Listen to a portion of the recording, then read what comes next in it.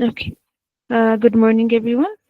Today we're going to have it's third day of week 10, I guess. Yeah. So we're going to have the first tutorial of the day, which is Bayesian inference model and NCNC, Monte Carlo, uh, the concepts of the two. So I guess my voice is audible. If not, I'm just yeah. Good morning, Hino. Thank you. You can just tell me if I'm not audible. Let me start the presentation.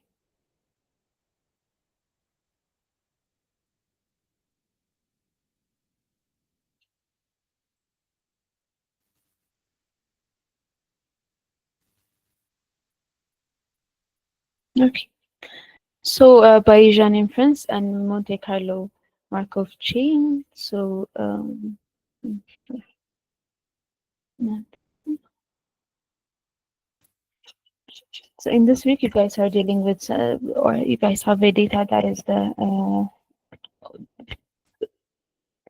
following or seeing the oil, the data related with the oil price and things like that. So it's more of sometimes it can be so, by now you have understood what the business objective and what you guys are doing. So it kind of have this statistical distribution or the probability a probability things, since you're going to estimate um, the price change and things based on the events or the news that's happening. So what is this session about? So now we're going to be introduced to Bayesian inference and Monte Carlo Markov chain. We'll call them CMC.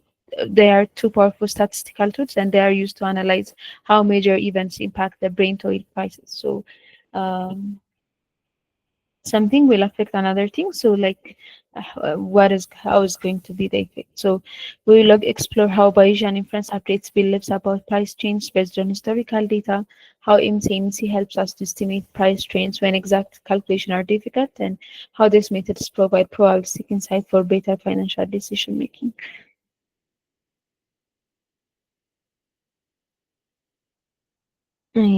Sorry, so let me just stop the presentation.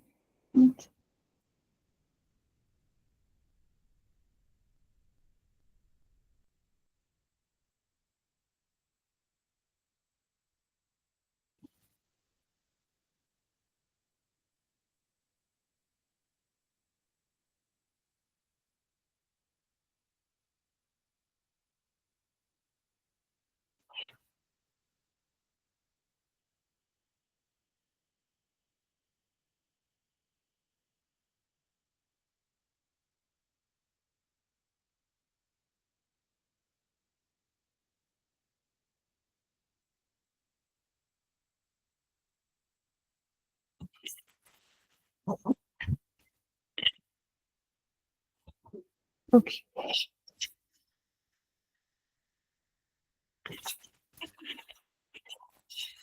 So, if we saw that, like, let's just see how are we going to use Bayesian inference and what is the concept. So, Bayesian inference is like on a summarized format or a note. It's the goal is updating your belief with data.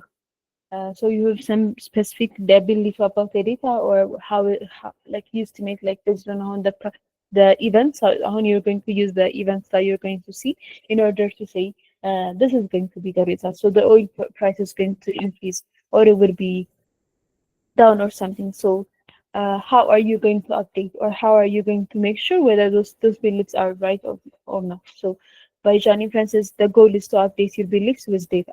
And MCMC, both concepts are different. So MCMC comes after the Bayesian inference. So it's the tool you use to achieve that goal when the maths gets too hard. So uh, in order to update your belief or in order to be sure in your belief or not, you need a tool.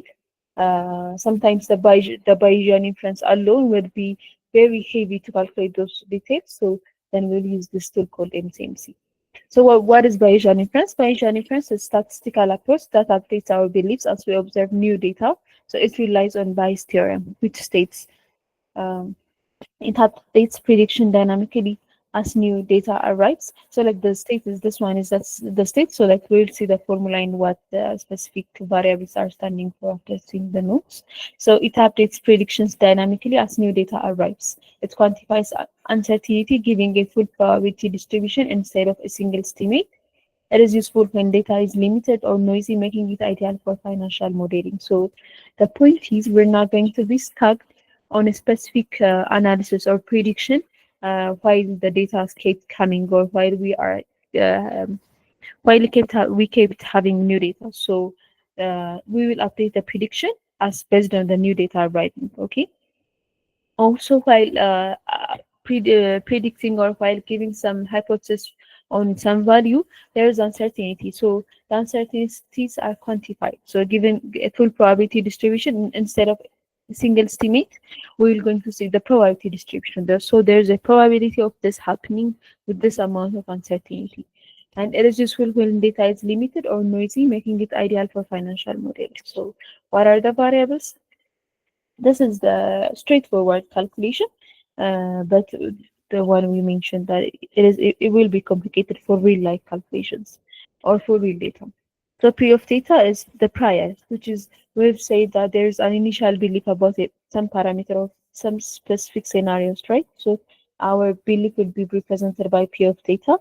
PD of theta is the likelihood. So we have like let's try to relate it with the specific scenario or with the specific challenge that we are having. So the prior belief might be the price of the oil will be this amount of because of this events because of these events that it is going to be increased. That is a prior belief. PD of theta, it's the probability of observing data d given theta. So like what is the probability of seeing the initial belief that we have put it? What amount of probability that we have do we have to see this distribution inside our data? Okay, that is called our likelihood. And then there's a p theta of t, it's posterior. So now we have our initial belief. Now we have calculated the likelihood of seeing our initial belief inside our data. And now we're going to update whether the belief is right or wrong, whether our result is going to make our belief strong or not. So the update belief about theta after seeing which is after seeing the data. So this your posterior shows that the prior guess was right or wrong or something. Okay, so these are the main three steps, and lastly the evidence. It's normalization factor ensuring probabilities sum to one. Normally probabilities need to come up to one, right? So it is just normalizing. So these are the main three parameters are the prior, the likelihood in the posterior, which is the initial belief, and the likelihood of seeing our initial belief inside our data, and the posterior is the final result after calculating or uh, whether to make sure whether our prior guess is right or wrong. So estimating oil price impact after a war. Let's see, we had a war, and probably why we have a major effect in. If you yes, I am there, right? Yeah. Okay. So yeah, let's see if probably war will have a specific effect on oil prices. So we're going to put this kind of a prior belief, which is before seeing the data, we assume that a war increases the oil price by 5 USD per barrel on average. So with some uncertainty, which is a normal distribution, 5 2. So like there might be we have two uncertainty. It might be 3 or 5 or 7. So like we have an uncertainty, and but uh, we have a prior belief called the price will increase to $5. This is not a real data, okay? I mean a real scenario. So when the new data arrives, we observe historical oil price change afterwards. Then the average change is $8 per barrel. So this is called now we're seeing the data. Now we're trying to make our prior belief correct or strong based on the new data that we arrive that they arrive or not. Okay. So while seeing the data, before seeing the data, we assume that the oil has increased by 5 USD per barrel on average, but the reality was 8 USD per barrel. And then, so we need to make the Bayesian update, right? So the posterior distribution, which is the final calculation, it shifts the suggestion. The actual impact is stronger than we initially thought, right? So uh, we we were sure that the war had made an impact on the price of the oil, but our thought was $5 $5 per barrel, but it was not right. It was 8.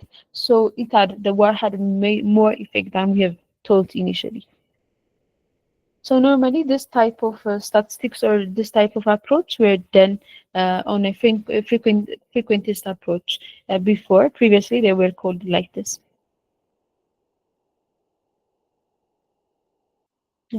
So for example, on Bayesian approach, we update belief using probability, and on frequentist approach, it uses fixed sample-based estimates. And on Bayesian, it expressed as probability distribution. In frequentist, not explicitly modeled. So, like you can understand the difference between the previously used model, like the frequentist approaches. On Bayesian approach, it's more flexible. It's more descriptive. So the data that we're going to, the estimation that we're going to have is going to say this is the average, this is the posterior distribution, I mean the posterior value with this kind of distribution. We have still this type of uncertainty. So it's not a simple in one answer, rather it's expressing the distribution, the whole distribution, okay? And on Bayesian approach, we use prior knowledge plus the new data. So we're updating our data, right? So we're giving an estimation or a prior belief based on an event, based on some specific scenarios, right? So this means we're using the prior knowledge and we're updating that knowledge based on the new data or the new events. While the frequentist approach is only relies on observed data or on the data that we're calculating now. Flexibility, Bayesian approach can update as new data arrives, and the frequentist requires a new study for updates. For seeing an example on Bayesian approach, predicting oil price by incorporating past economic crises, the frequentist will do for the same case. It will estimate the oil price increase using a single data set or a data set that will explain the situation on that specific time. So here you can just see, it is not going to be that useful, but we can see the Bayesian inference example calculation. So we assume the worst impact on Brent oil price, and we want to update our beliefs after seeing the data, right? So we will compute the posterior mean, and the second step will be calculating the posterior variance, and then the final posterior distribution. Okay, so the prior distribution, as I've said, it's for example, we can see theta, like by variable theta, we can take the distribution like 5 2, which is the right number, and the deviation that we're expecting. The likelihood after observing data, we might get, or we get, let's say we get the mean value of the likelihood. The likelihood mean is 8 and the variance is 9. Um, in the number of observation, or if the data at one time, if the data that we're seeing or number of observation might be 10. So taking those data, we can just compute the posterior mean and the posterior variance, and those values are going to be used to calculate the final posterior distribution. We're going to see them on an example in a more detailed way. So now we understand what Bayesian inference is. We have the initial, and then the likelihood, and then the posterior. But this is just simple if it is an example, okay? But getting the posterior value might be a little bit complicated, actually complicated and hard on a real time problems. So the problem is for most real-world model, like the change point analysis in our case, our change point analysis is directly calculating the posterior is mathematically very difficult or sometimes impossible. So that is why we use the MCMC or the Monte Carlo Markov chain comes in. So the MCMC, so we've just said, right? We've just said we want to update our data based on initial beliefs or based on the data that we have previously, um, right? So this is going to be complicated. This calculation is going to be complicated and hard to do on a real time scenario, to get the distribution, to get a prior distribution, to put the likelihood, and to calculate for every data, and then to compute the posterior find the point is to, based on this initial data that we're going to have either way, to calculate the posterior mean and the posterior distribution. The final posterior distribution is going to be complicated, this final part.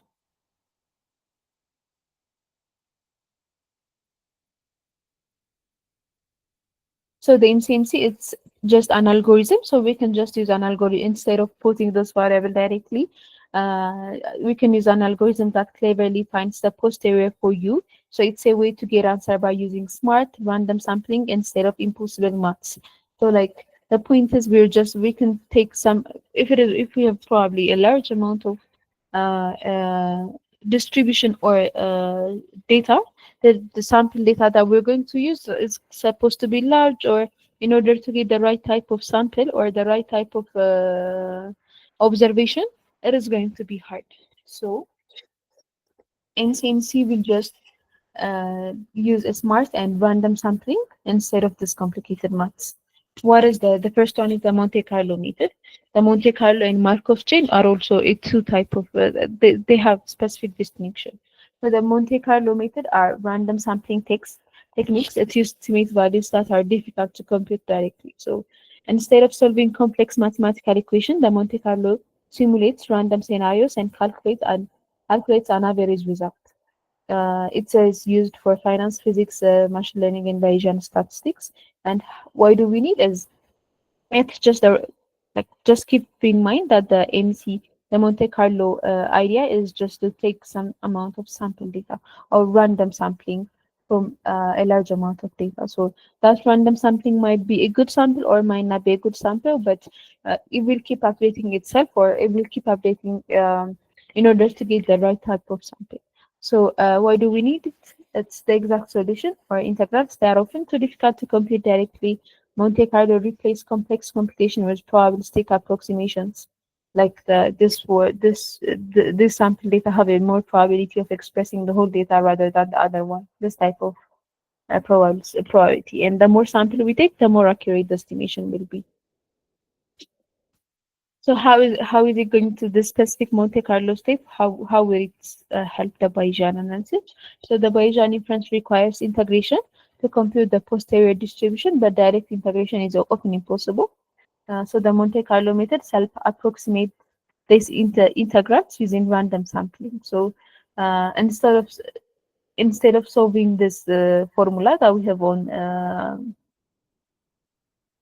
we have for the Bayesian inference, the direct Bayesian inference method, we can just approximate these integrals. Okay, how are we going to approximate the integrals? It is using random sampling.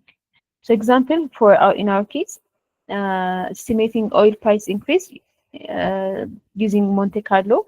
Let's define a prior belief. Example, the price increase follows a normal distribution.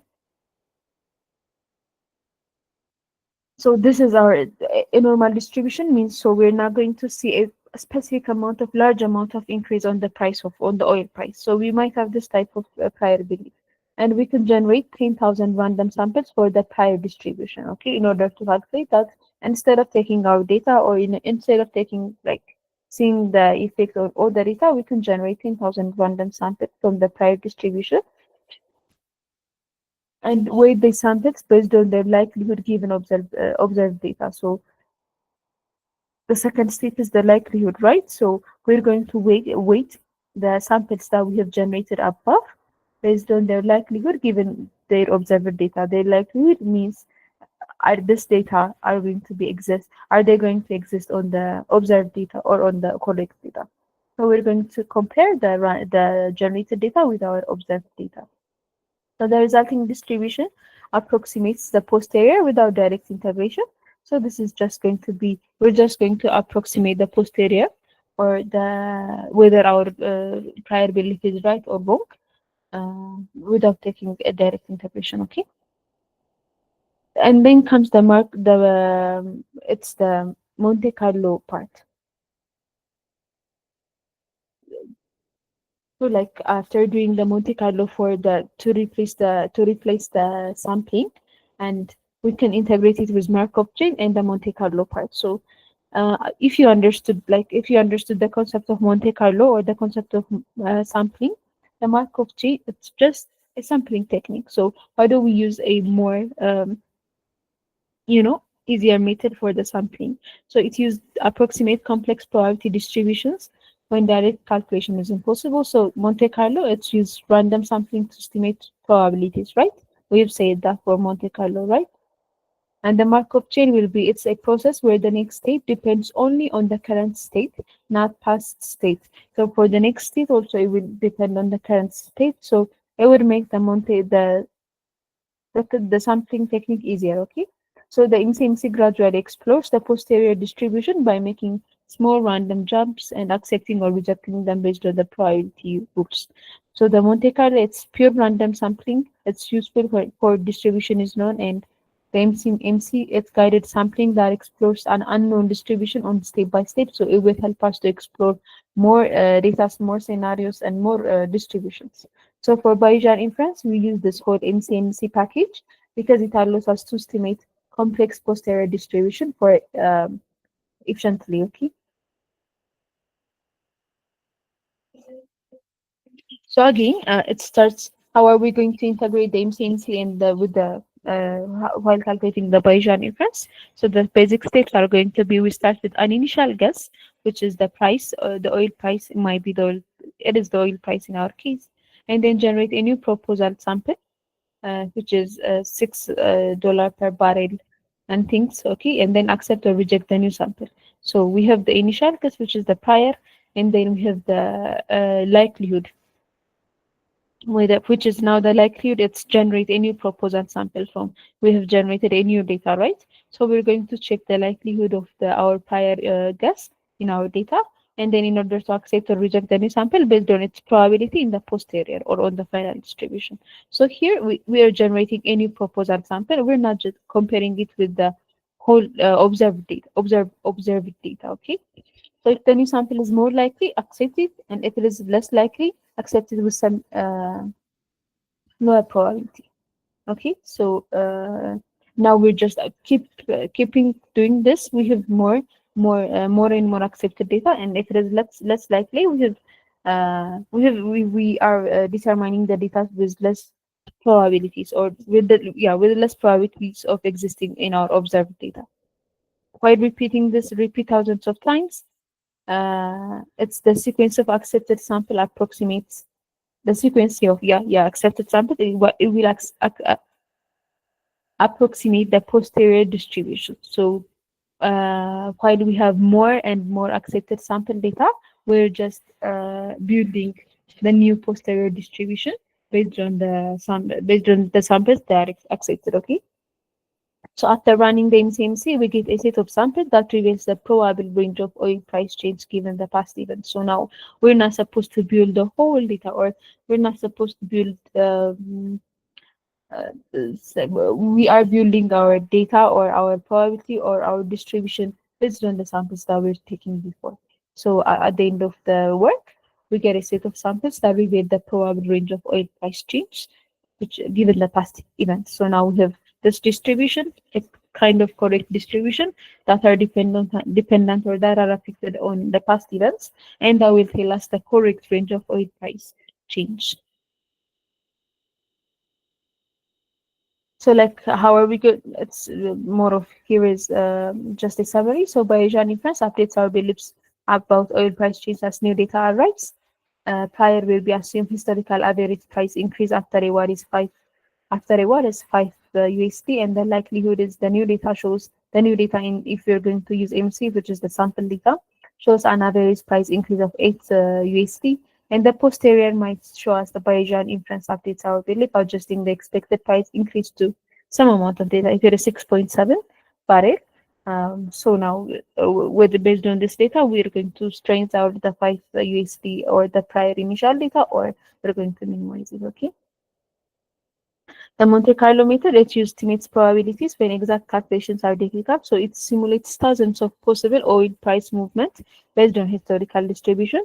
It helps forecast potential future price change given the different economic scenario. And then the MCMC, or the Markov chain Monte Carlo, integrating the two. It will samples from the complex posterior distributions. Uh, If the relationship between events and oil price is too complex to calculate directly, MCMC will help us to approximate the true distribution. So this is going to be, yeah, this is the idea or the common logic. So if you have any question on this, we can just talk about it, and otherwise we can see the demonstration that we put for this. That we have for this. In the common good morning, yeah, there is something. So anyone who have a question based on the notes, is that clear or complicated also?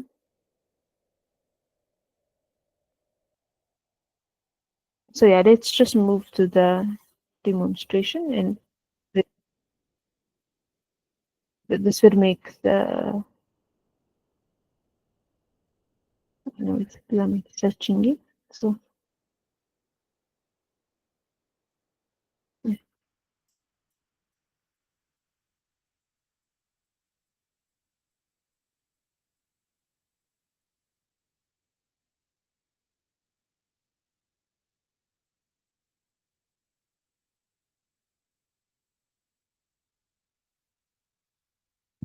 okay, so yeah, let's see just a simple example for this, and we can, if there's a change. So we've started by installing some libraries, which is the PYMC, the RVs, the mark closely. This is going to be used for the protein state, and the other libraries that are common for us. They're already installed, so we can import them. So here we'll start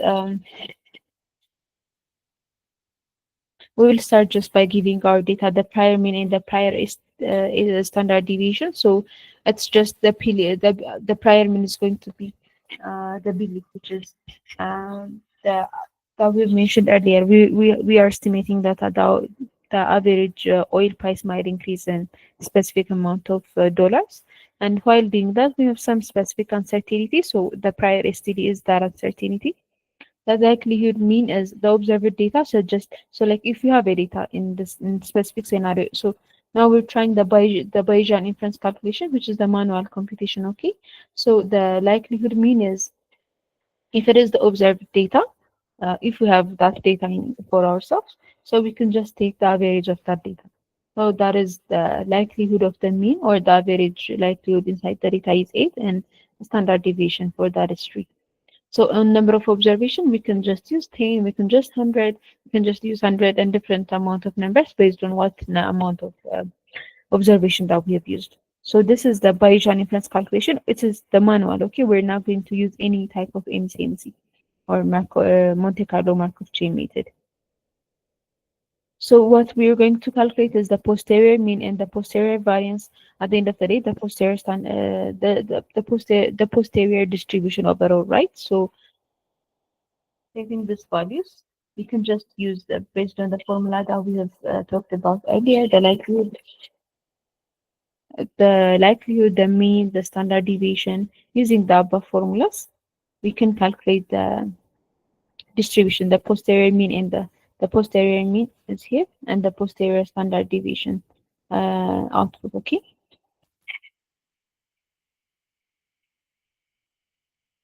So it's already, you said that it already worked. That already worked. So the posterior mean says it's 7.449. So based on we have this initial estimation, it's saying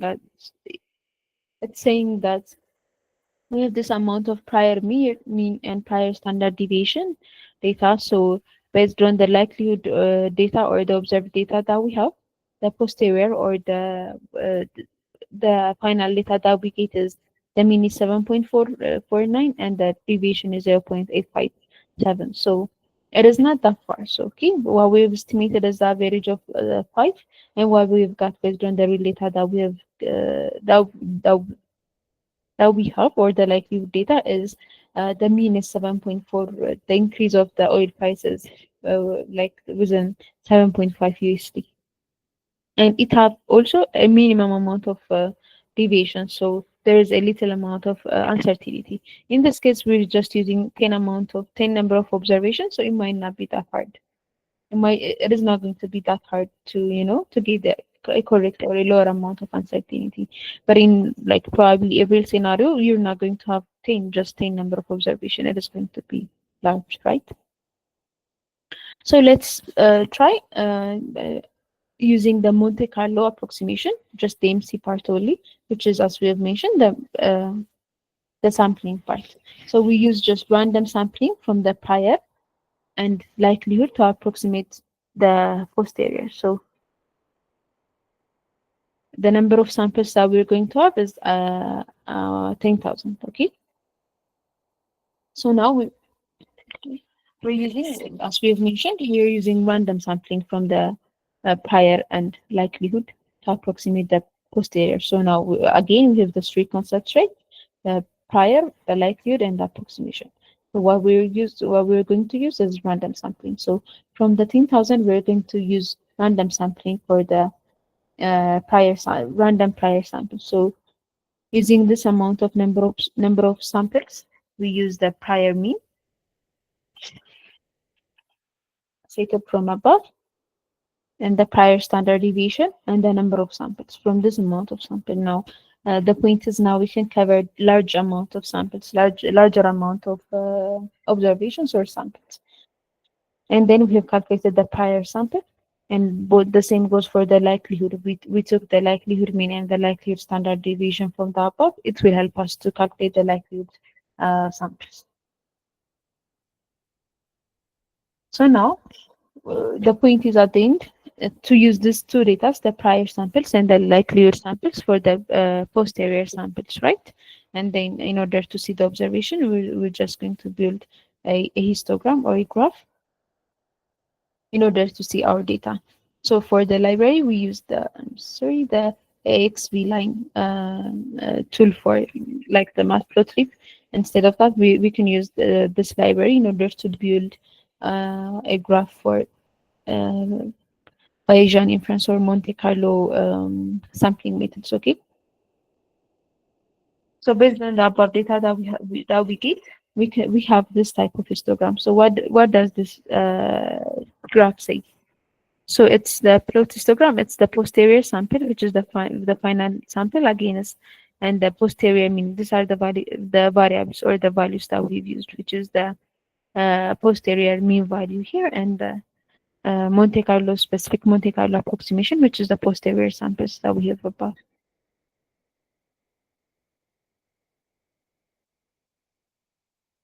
Yeah. Okay. So it's the graph is what do we learn from the graph? So uh, always this kind of the Bayesian inference graph, they're going to have a peak. We can start from that. So what we're trying to do is we're trying to we're trying to guess some value, and we're saying those values are yeah, we're estimating that type of change, and what we're trying to do is we're trying to strengthen our approximation, or right, we're going to say this approximation is like too far from the reality. So the rate we can start from the peak. So the place where we can get the peak is the the range, the range where we can get the exact values from and to, okay, or the estimated. So this here we're going to have the major distribution. So the change, for example, here we can see it's around 4.5 until maybe like 8 point something from, I guess, 4.5 or from 5 to 8 point something. So we're saying the distribution or the increase of the distribution or the change are going to be definitely between this barriers or between this range. Okay, what about the red line? The red line shows at the analytical posterior mean value. Okay, we have calculated the posterior mean value for 7.449, right? Before, so the posterior mean value will show us here we have, we have inputted the posterior mean value, so it can just show us how far is the distributions. So like if the red line is around the peak, if the red line was drawn here, it implies that the posterior mean value that we have calculated, or the average value that we're guessing, if this distribution is very far, we can say this range is like literally very far from the posterior mean value that we've calculated. So the more closer they are, the more the red line. So the posterior mean lies on the Monte Carlo approximation. It shows that our approximation is right, or our distribution, the distribution that we have built is correct. Okay, so we can see this range in order to say this is the range or this is the distribution where the new price change is going to is going to be found at. Yeah, the X labels will show us the oil price change, the density, the Monte Carlo approximation of Bayesian inferences, the title. So yeah, this is going to be the distribution or the Monte Carlo distribution. So we can just replace this. So now we are just using a very little amount of data, right? The sampling for this we've used 10,000, and for the initial or for the direct Bayesian method we've used the sampling of 10, right?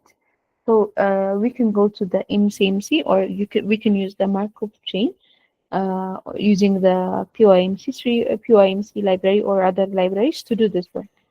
So we can use the MCMC sampling to approximate the true posterior. Um, so now again we're going to use the prior mean valued from the above as mu, or which is going to be the initial uh, guess. Okay, and then the prior standard deviation, also the variation. So this is going to indicate the we are assuming that there's a normal distribution here, both for the likelihood and for the theta value. So theta is going to be definitely the prior, but at the prior value, which is the 5 USD. um, Actually the we will express the prior in the prior guess or the prior belief that we have based on the both the mean value and the variance value. Okay, so the likelihood is here, which is again we're going to use the theta for this, and then the sigma is the likelihood standard deviation. Here we have used the prior standard deviation, and the observed data is 8 by 10. So like we're saying, we're going to have 10 observed data. We have just said we have 10 observed data also before, so it is just we're indicating that every 10 values or every date set will have 8 values. Okay, so we're going to have 10 say data sets, each having 8 values. So the same thing that we have said for the right for the for here, yeah, the likelihood mean is 8, and the number of samples or the number of observation is 10. So for the real data, we have used for number of observation 10, and the mean values that we have used from there is for the average change is 8, right? So we're just incorporating those two data here. We have 10 observations, and each of them will contain the value of 8. So now we're trying to plot the results from yeah, we're using here PMDOS model. We're using PYMC3. We're just using PYMC. So using that, we're just using a Bayesian model, okay, Bayesian inference model. So we're calling that model, and we're setting this values of parameters inside that model. So now we can just take the results from here, and we can trace, or we can represent graphically the output from the tree. Also the summary that is stated here will just give us a notes about what type of summary data that we have, what type of observation we have. So let's just wait for this.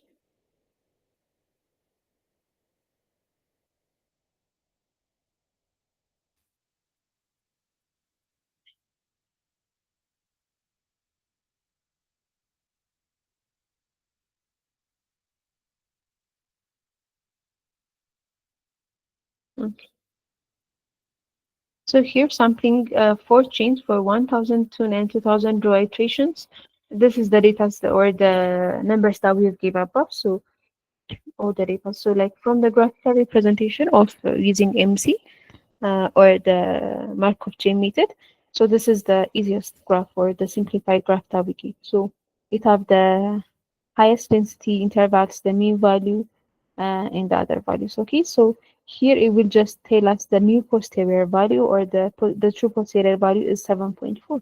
We have estimated that before. It is literally close, right? For using the direct 7.449, using the direct Bayesian inference calculation. This is because the data that we're using is very little or just the sample. I mean, uneasy data. I mean, number of hours, our observations and other things are just simple.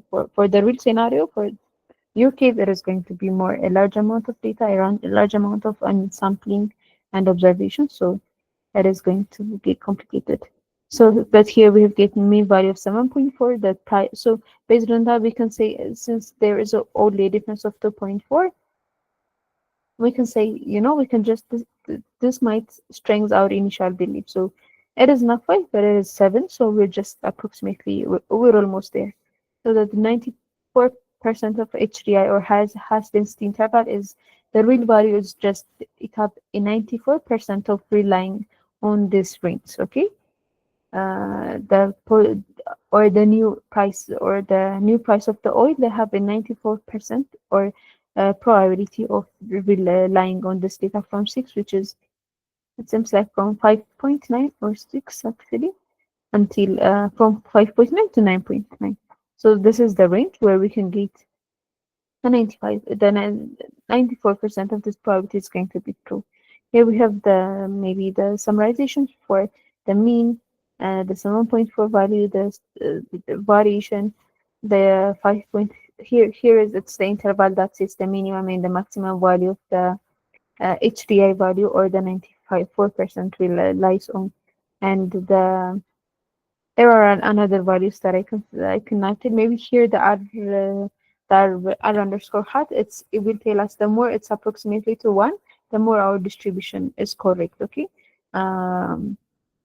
So like it says, it is telling us the chain have converged. Like every sample says that we take, the chains have converged, or the chains have brought the same answers or the same value. So the more we have tested the data on different samples, if we get the same amount of answers, so it will tell us that the whole simulation have run uh, correctly, or the simulations were correct, or every simulations were bringing the same result. So this is going to be the final graph using the MCMC, or the both integrating both the Markov chain and the Monte Carlo steps. So yeah, I guess yeah, this is it. Let's see. Let's hear from you if you guys have question.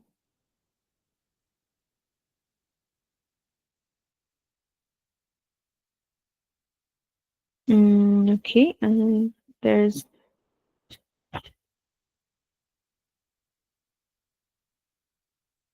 so yeah, on the comment section, does it matter if it trains, if it is trains or stationary? Okay, if the data is stationary, or if the data is trendy, it is not going to be, it is going to be it is going to be readed, or it is going to be known by the sample data that we're going to use on Markov chain, or on MC meter. So it is going to be it is going to affect the data, of course, but um, the sampling method, since now we're trying to sample any type of data, the sampling method will try to know, or will try to understand if there is that type of character on the data that we have. Okay. So yeah, it matters that the Markov chain, the MCMC will try to capture that type of difference. So what we're going to do, what it is going to do is, after one sampling, it will decide whether to take that sampling or not, right? Whether that sample is correct. I mean, that sample have higher potential or not. So the more correct type of sampling that we have, it is going to take those samplings. So whether there is a this type of variation, like a trained or a stationary analysis, that is going to try, the model is, the sampling is going to try to capture that type of difference. Is that clear, Mike? Yeah. Shiheno, could you tell me the clear difference between Monte Carlo method and Markov chain? So Markov chain, it's just we're going to use the POIMC library, and we're just going to use a direct algorithm for the sampling method. So concept-wise, they are the same. So Bayesian, both MYMC, they are tools. So we're going to use what type of tools or what type of libraries are we going to use as the difference that brings between the Monte Carlo and Markov chain. So the main concept is the Monte Carlo, which is the sampling concept.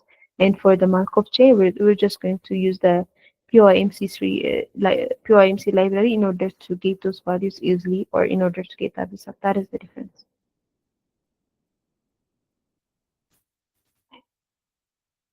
Is that clear?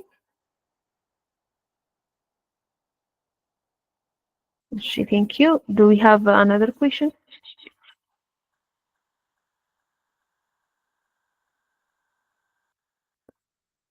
Okay, so can I feel like, do you guys get the idea, or yeah, the main idea of the whole station, or the Bayesian inference? And can you relate with the current challenge? Okay. In that case, thank you everyone for being here. We can end the session here. Goodbye.